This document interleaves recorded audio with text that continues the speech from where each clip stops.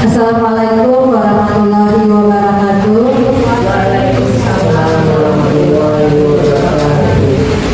Alhamdulillah pada hari ini Bapak Ibu kita bisa berkumpul bersama untuk mendengarkan paparan atau pengibasan dari rekan guru kita Ibu Aina Sri Mujiati dan Bapak Suryani, yang mana pada kesempatan kali ini mereka berdua akan mengibaskan materi pada modul guru penggerak modul 1.4 mengenai budaya positif.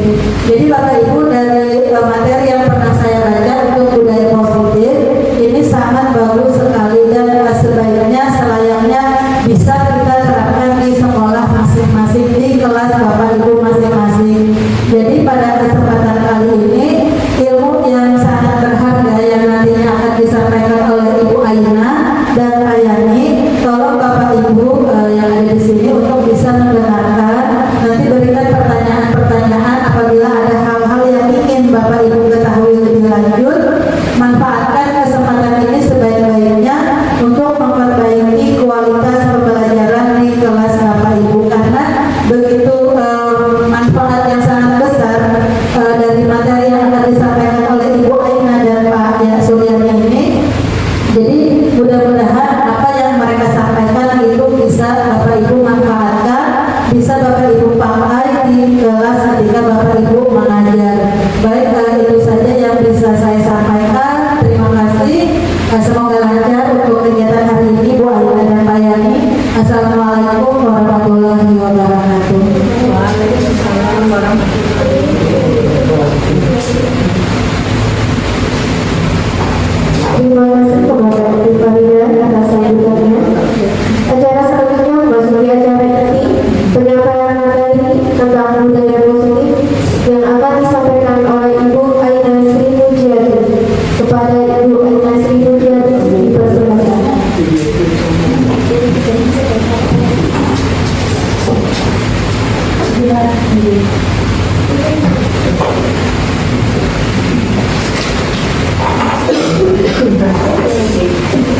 Ya, Assalamualaikum warahmatullahi wabarakatuh. Waalaikumsalam warahmatullahi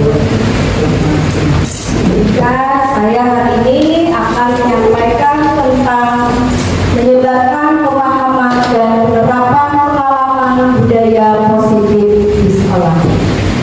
Sebelum memasuki penjelasan definisi budaya positif, marilah kita sama-sama ice breaking ya.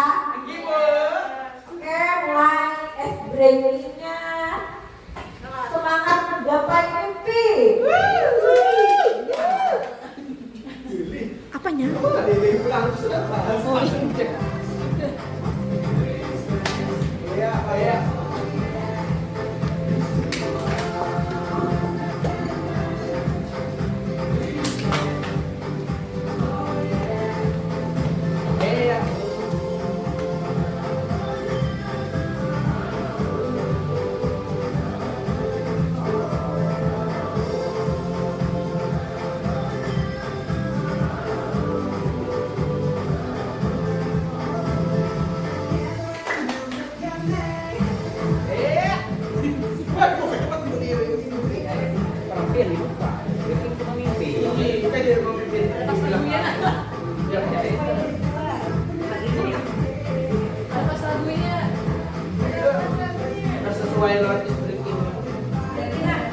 Jadi dong, langsung joget. Oke,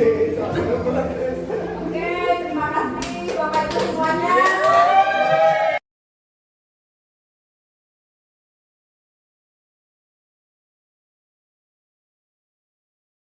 Dadah.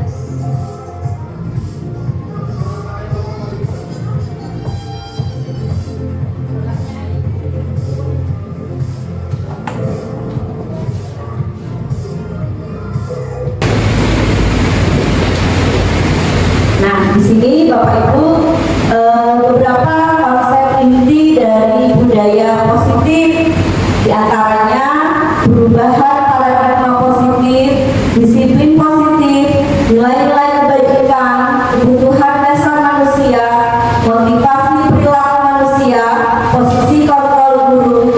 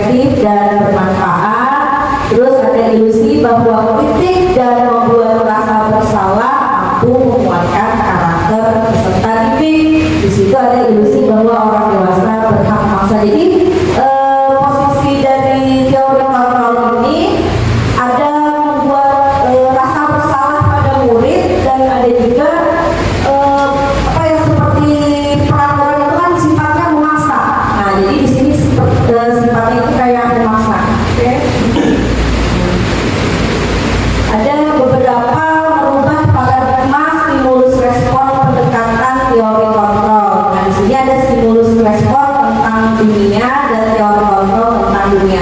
Beberapa stimulus respon realitas kebutuhannya kita sama. Nah, pada teori kontrol realitasnya kita berbeda. Terus yang kedua, semua orang melihat hal yang sama. Pada teori kontrol setiap orang memiliki gambaran yang berbeda.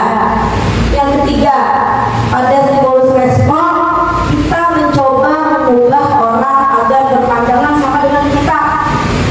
Otomatis kayaknya tidak bisa ya untuk mengubah pandangan harus sama dengan kita. Nah, tentang teori kontrolnya kita berusaha memahami pandangan orang lain tentang dunia. Terus yang keempat, perilaku buruk dilihat sebagai suatu kesalahan, tapi pada kontrol semua perilaku memiliki tujuan. Yang kelima, orang lain bisa mengontrol saya. Terus pada teorinya hanya Anda yang bisa mengontrol diri Anda. Ya jelas hanya diri kita sendiri yang bisa mengontrol diri kita. Terus selanjutnya, saya bisa mengontrol orang lain. Pada teori kontrolnya Anda tidak bisa mengontrol orang lain. Kita tidak bisa mengontrol orang lain dan memaksakan kehendak kepada orang lain. Pemaksaan ada pada saat wujudkan gagal, dan pada teori kontrolnya kolaborasi dan konsensus menciptakan pilihan-pilihan baru. Nah, yang terakhir, model berpikir menang atau kalah. Teori kontrol tentang dunia, model berpikir menang-menang. Nah, di sini lanjut disiplin positif. Tentunya kita sudah tidak asing dengan kata disiplin positif. Disiplin berasal dari kata disiplina yang artinya belajar. Disiplin mengacu pada disiplin diri yang memiliki tanggung jawab terhadap apa yang dilakukannya berdasarkan nilai-nilai yang diyakini. Nah, untuk disiplin positif merupakan salah satu cara penerapan disiplin yang bertujuan untuk menumbuhkan kesadaran serta memberdayakan peserta didik tanpa imbalan penghargaan atau reward, ancaman atau hukuman. Sebagai pendidik, tujuan kita tentunya adalah menciptakan peserta didik yang memiliki disiplin diri sehingga mereka berperilaku mengacu kepada nilai-nilai kebajikan universal dan memiliki motivasi intrinsik dalam perubahan perilaku ke arah yang lebih baik. Maksudnya di sini nilai-nilai kebajikan universal mungkin nilai-nilai yang bisa kita tanamkan untuk peserta didik kita, nilai akhlak, nilai perilaku yang baik, gitu ya. Nah begitu. Nah, untuk membacakan profil pelajar Pancasila bisa kepada Bapak Ikin, Afrin untuk membacakan yang kedua. Terus yang ketiga ada Ibu Farisa, Ya, profil pelajar Pancasila itu beriman dan bertakwa kepada Tuhan Yang Maha Esa dan berakhlak mulia, berkebinekaan global, bergotong royong, mandiri dan bernalar kritis kreatif. Silakan Pak Marin. Pak Marin ke bawah itu. Pak Marin dulu. Pak Marin ke bawah. Ini Pak. Ayo balik. Toleransi, rasa hormat, integritas, mandiri, menghargai, antusias, empati, keingintahuan, kreatif, kerjasama, percaya diri, dan komitmen. Selanjutnya Ibu Aina minta tolong yang pas Bu Aina lah.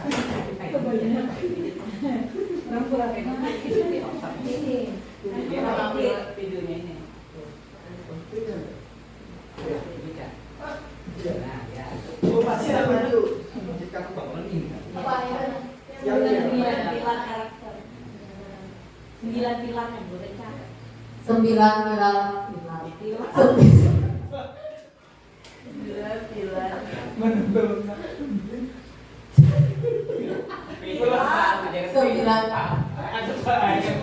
Sembilan pilar karakter Indonesian Heritage Foundation or IHF. Cinta Tuhan dan segenap ciptaannya, kemandirian dan tanggung jawab, kejujuran, amanah, diplomatis, hormat dan santun, dermawan, suka menolong dan gotong royong, dan kerja keras, kepemimpinan dan keadilan, baik dan rendah hati, toleransi, kedamaian, dan kesatuan. Ini bisa dicontohkan apa itu nilai-nilai kebajikan. Ini nilai-nilai yang disepakati bersama lepas dari suku bangsa, agama, bahasa maupun latar belakangnya. Contoh dari nilai kebajikan institusi atau organisasi yang pertama dalam profil pelajar Pancasila, misalnya beriman, bertakwa kepada Tuhan Yang Maha Esa dan berakhlak mulia, berkebinekaan global, gotong royong, mandiri, bernalar kritis dan kreatif. Nah, untuk Ibu Primary Years Program atau PYP, contohnya bisa toleransi, rasa hormat, integritas, mandiri, menghargai, antusias, empati, keingintahuan, kreativitas, kerjasama, percaya diri, dan komitmen. Terus selanjutnya 9 pilar karakter Indonesia Heritage Foundation atau IHF. Contohnya cinta Tuhan dan segenap ciptaannya, kemandirian dan tanggung jawab, kejujuran, amanah, diplomatis, hormat dan santun, dermawan, suka menolong, gotong royong, percaya diri, kreatif, bekerja keras, kepemimpinan dan keadilan, baik dan rendah hati, toleransi, kedamaian, dan kesatuan.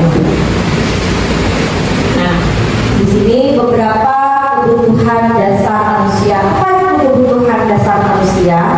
Kebutuhan dasar manusia adalah segala sesuatu yang dibutuhkan oleh manusia untuk mempertahankan keseimbangan kondisi fisiologis dan psikologis yang bertujuan untuk mempertahankan kehidupan dan kesehatan.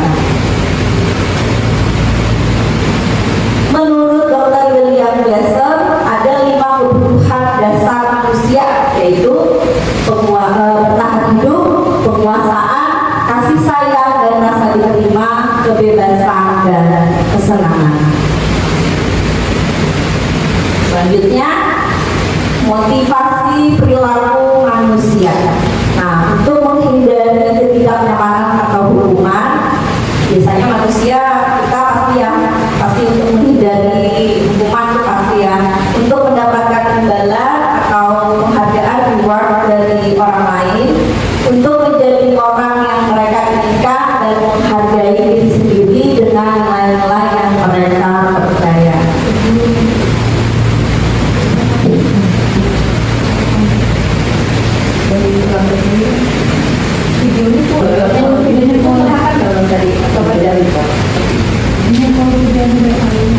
Oke, kita lanjutkan konsep disiplin dengan identitas gagal. Nah, di sini ada hukuman, ada contoh penghargaan.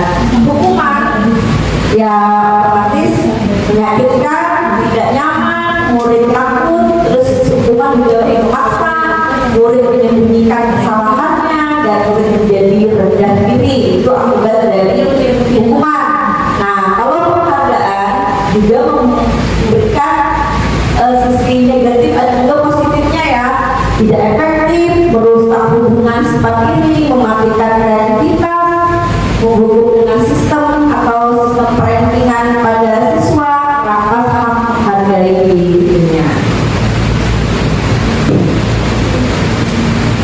Konsep disiplin dengan identitas sukses.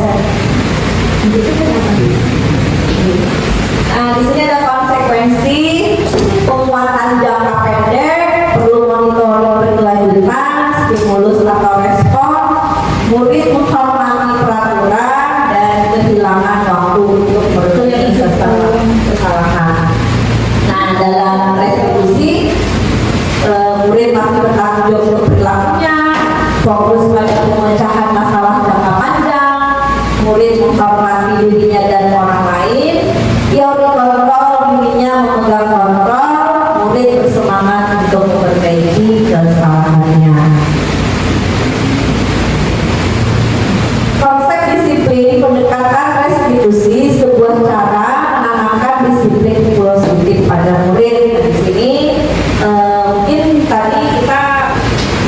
awal Anda mendengar tentang restitusi. Nah, di sini dijelaskan pengertian restitusi adalah proses menciptakan bagi murid untuk memperbaiki kesalahan mereka sehingga bisa kembali kepada kelompok mereka dengan karakter yang lebih kuat menurut dosen 2004. Nah, ciri-ciri dari restitusi tersebut adalah antaranya yang pertama, bukan untuk menebus kesalahan, namun untuk belajar dari kesalahan. Yang kedua, memperbaiki hubungan. Yang ketiga, tawaran bukan paksaan. Yang keempat, restitusi menuntut untuk melihat ke dalam diri. Yang keempat, yang kelima, restitusi mencari kebutuhan dasar yang mendasari tindakan. Yang keenam, restitusi diri adalah cara yang paling baik. Ketujuh, restitusi fokus pada karakter bukan tindakan. 8, restitusi fokus pada solusi. Yang terakhir, restitusi mengembalikan murid yang berbuat salah pada kelompoknya. Nah, perbedaannya, contoh kasus misalnya, pastinya ya di dalam kelas Bapak Ibu pasti juga menemukan sering siswa itu sering tidak mengerjakan PR. Nah, kalau dalam bentuk hukuman, misalnya guru menghukum siswa tersebut hormat bendera selama 10 menit. Nah, itu hukuman. Guru marah dan murid takut. Nah, biasanya itu pasti murid takut ya kalau sudah melihat gurunya marah.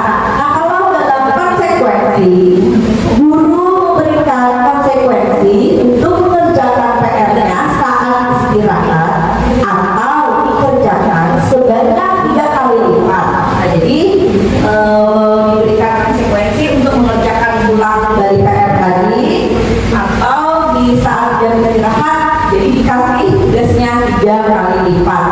Nah, yang kedua, guru tegas dan siswa menghormati peraturan. Jadi guru bersikap tegas terhadap murid yang tidak mengerjakan PR.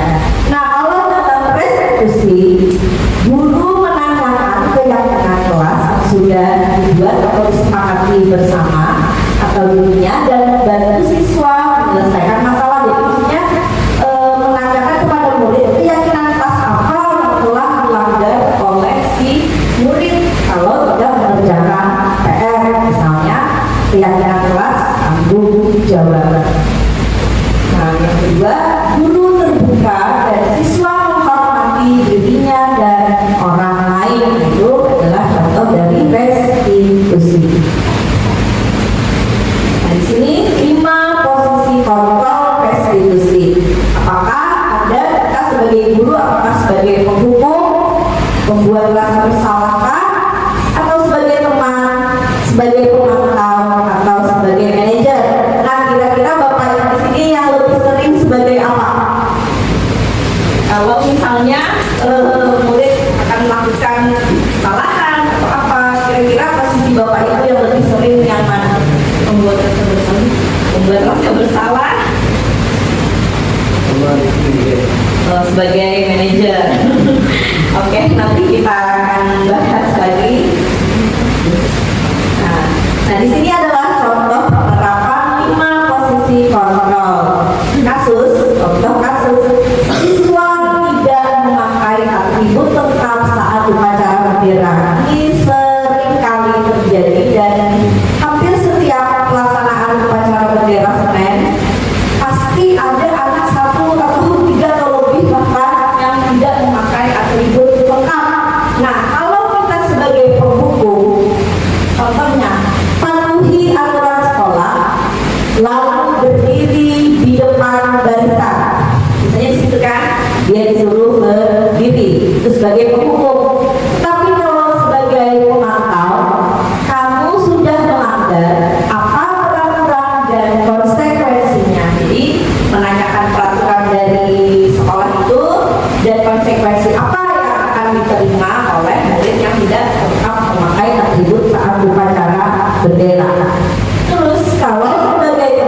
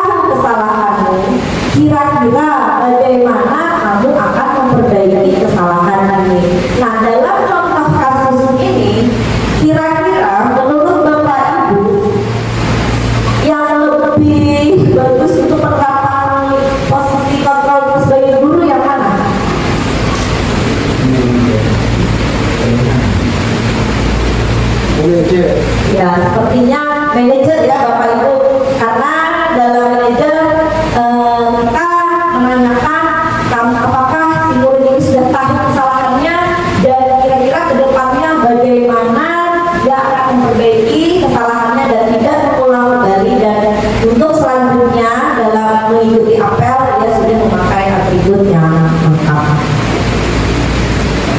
Nah, untuk materi selanjutnya adalah keyakinan kelas. Di sini mungkin Bapak Ibu sudah tidak asing mendengar keyakinan kelas, tapi sebelum keyakinan kelas kita pernah di kelas itu membuat namanya kesepakatan kelas ya. Jadi di sini keyakinan kelas, mengapa keyakinan kelas, mengapa tidak peraturan kelas saja?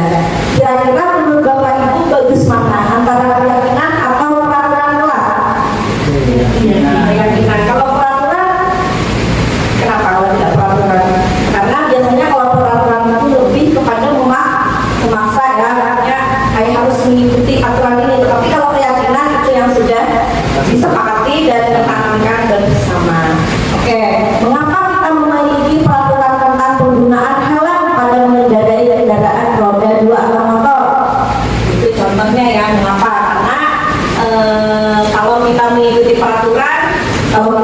peraturan supaya tidak kena tilang. Tapi kalau kita meyakininya itu untuk apa, sebagai keselamatan atau kesadaran diri, untuk kalau terjadi apa-apa kita sudah menggunakan helm sebagai tanda keselamatan kita. Nah, yang selanjutnya, mengapa kita memiliki peraturan tentang penggunaan masker dan mencuci tangan setiap saat? Kalau dalam peraturan sepertinya memaksa, tapi kalau untuk keyakinan dari diri kita itu untuk menghindari sebagai keselamatan dari dalam diri kita. Ya. Nah, di sini ada kegiatan membuat keyakinan kelas. Guru bersama siswa membuat keyakinan kelas. Yang pertama, berdiskusi tentang peraturan. Selanjutnya, menyusun peraturan menjadi keyakinan. Jadi yang sesudah peraturan tadi kita ubah menjadi keyakinan dan menempelkannya keyakinan kelas di papan tulis menggunakan kertas plano yang atau sebagainya, menempelkannya di papan tulis. Oke, bagaimana pembentukan keyakinan kelas? Pertama, lebih abstrak daripada peraturan, berupa pernyataan universal dibuat dalam bentuk positif, sedikit saja biar mudah diingat, dapat diterapkan di kelas, bersedia meninjau kembali keyakinan kelas dari waktu ke waktu, dan semua warga kelas hendaknya ikut berkontribusi dalam pembuatan keyakinan kelas. Jadi semua murid berhak ikut dalam berdiskusi membuat keyakinan bersama-sama, sehingga disepakatilah bersama-sama keyakinan kelas yang telah dibuat antara guru dan murid. Nah, di sini ada juga ya, stabilkan identitas dan validasi tentang yang salah dan menanyakan keyakinan. Dalam stabilkan identitas, kita semua akan melakukan hal terbaik yang bisa kita lakukan. Nah, kalau dalam validasi tindakan yang salah, semua perilaku memiliki alasan. Dan kalau menanyakan keyakinan, kita semua memiliki motivasi internal yang ada dalam diri kita. Di situ ada skema segitiga restitusi. Dari segitiga restitusi itu tadi ada 3, yaitu yang sudah saya sebutkan: menstabilkan identitas, validasi tindakan yang salah, dan menanyakan keyakinan. Misalnya, keyakinan kelas apa yang telah disepakati? Kamu ingin menjadi orang yang seperti apa? Kamu bukan satu-satunya yang pernah melakukan ini. Dalam menstabilkan identitas, setiap orang pasti pernah melakukan kesalahan. Dalam validasi tindakan yang salahnya, kamu tentu punya alasan mengapa melakukan itu, dan adakah cara yang lebih efektif untuk mendapatkan apa yang kamu butuhkan. Di sini ada contoh dari budaya positif yang sudah yang sudah saya laksanakan. Baiklah, mohon disimak Bapak Ibu, ini berikut contoh videonya. Tinggi Bu. Langsung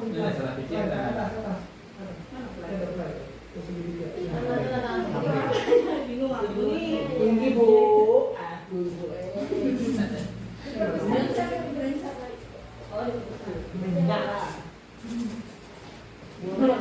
Menyalakan. Aduh ibu macam mana Nyala lah ya. Satu dua tiga. Dari. Hasil. belum dicocok belum dicocok kan kabelnya belum dicocok udah dicocok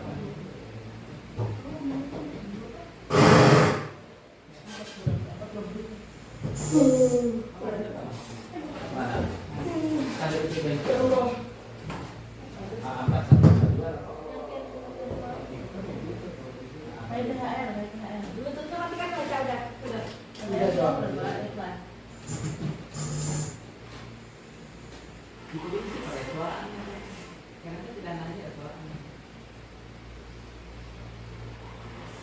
Suara ini tidak.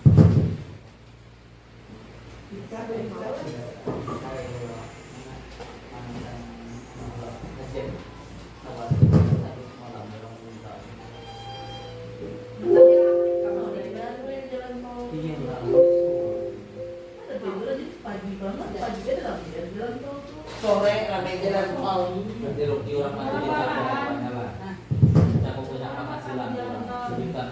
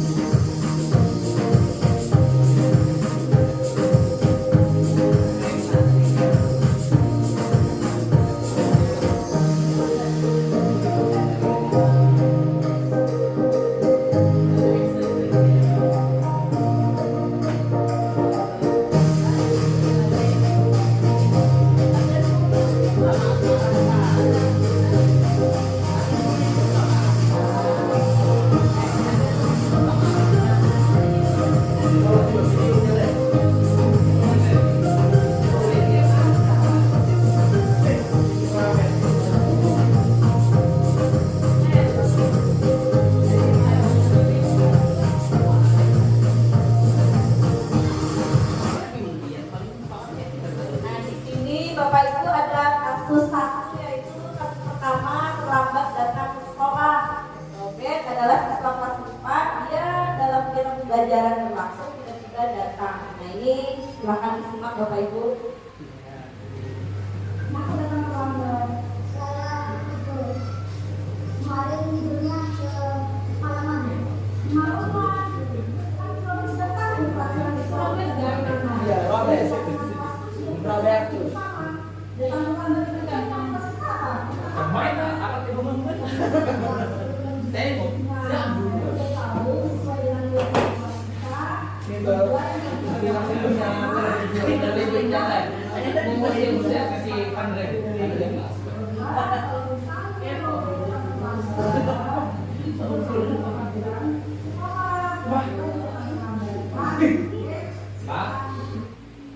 Nah untuk kasus yang kedua, Kipri adalah siswa SDCPN. Dia pada jam istirahat itu Diva datang mengadukan kalau Kipri itu mengejek Diva ya. Nah ini penyelesaian kasusnya. Pas akhirnya lah. Nah tadi Diva sudah berbicara pada ibu bahwa nanti mau langsung nah Kipri ketawa taruh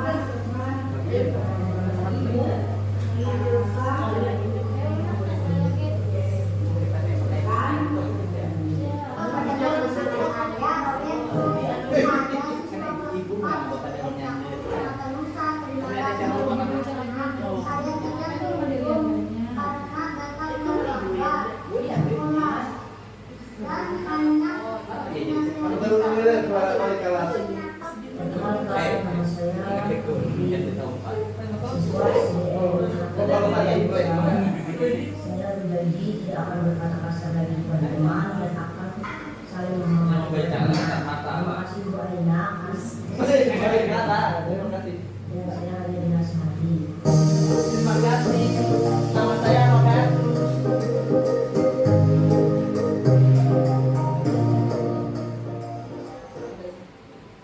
Jadi tadi contoh dua kasus yang sudah saya lakukan. Saya tidak memberikan hukuman, tetapi sebagai apa? Memberikan apa tadi, Pak? Melakukan segitiga restitusi. Jadi hanya mengingatkannya untuk tidak mengulang kesalahan yang sudah dilakukan. Terima kasih. Oke, terima kasih. Seperti itu yang bisa saya sampaikan. Sebelumnya, adakah dari Bapak Ibu yang mungkin ingin bertanya yang sudah saya sampaikan tentang budaya positif? Assalamualaikum warahmatullahi wabarakatuh. Sebelumnya saya mengucapkan terima kasih karena diberikan waktu untuk saya bertanya. Di sini ada hal yang saya tanyakan, yaitu tentang bagaimana cara kita menerapkan budaya positif pada peserta didik. Terima kasih kepada Bapak Hadri. Tadi yang Bapak Hadri tanyakan bagaimana kita menerapkan budaya positif pada peserta didik. Baiklah, izin saya mencoba menjawab.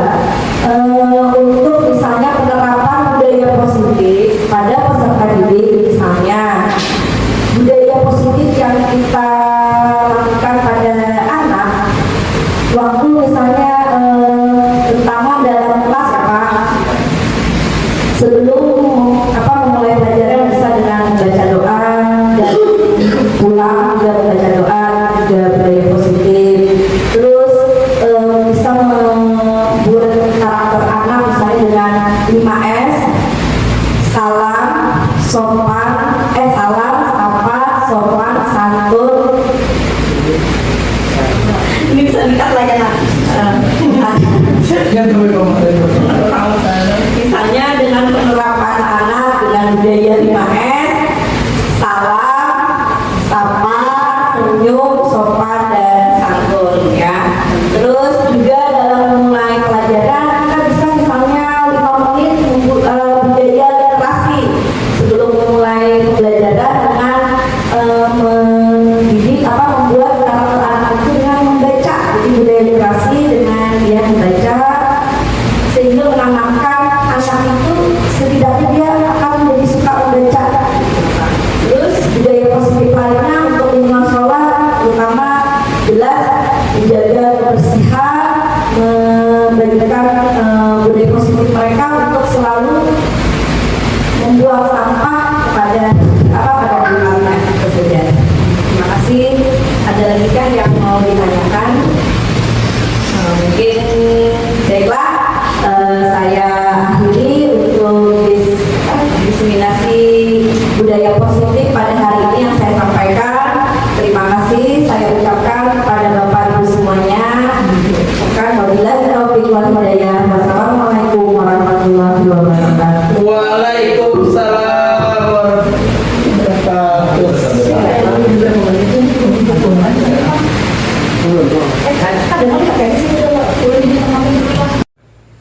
Terima kasih kepada Ibu Aina Sri Mujianti yang telah menyampaikan materi yang luar biasa untuk kita. Beri tepuk tangan untuk kepada Bu Aina. Semoga materi ini dapat kita terapkan di SD Negeri Cakung Permata khususnya untuk disiplin budaya positif untuk murid-murid kita. Terima kasih Bu Aina. Acara terakhir yaitu penutup, yaitu doa yang akan dipimpin oleh Bapak Fahri. Kepada Bapak Fahri dipersilakan. Maju ke depan saya Pak. Iya, kemarin dekat. Biar tambah dekat. Entah tadi kan sudah alam. Assalamualaikum warahmatullahi wabarakatuh. dan sahabat Rasulullah sallallahu alaihi wasallam sallallahu alaihi wasallam al-Fatihah. Alhamdulillahirabbil alamin arrahmanir rahim maliki yaumiddin iyyaka na'budu wa iyyaka nasta'in ihdinas siratal mustaqim siratal ladzina an'amta 'alaihim ghairil maghdubi 'alaihim waladdallin. Amin amin ya Allah ya Rahman ya Rahim. Bismillahirrahmanirrahim. Alhamdulillahirabbil alamin wassalatu wassalamu ala asyrofil anbiya'i wal mursalin sayyidina wa maulana Muhammadin wa ala alihi wa sahbihi wasallam ajma'in. Allahumma ighfir li wa li walidayya warhamhuma kama rabbayani shaghira wa li jami'il muslimin wal muslimat wal mu'minin wal mu'minat al-ahya'i minhum wal amwat bi rahmatika ya arhamar rahimin.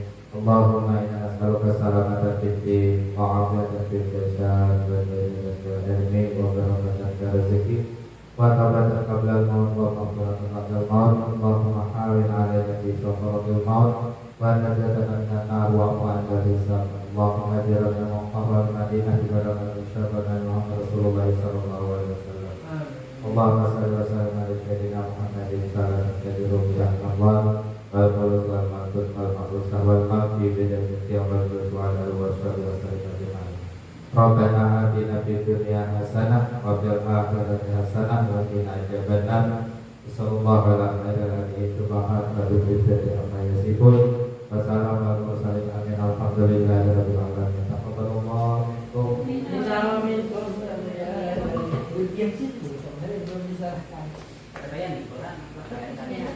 Terima kasih kepada Bapak yang telah memberi doa. Cara yang terakhir kita tutup kegiatan pada hari ini dengan bacaan hamdalah bersama-sama. Alhamdulillah.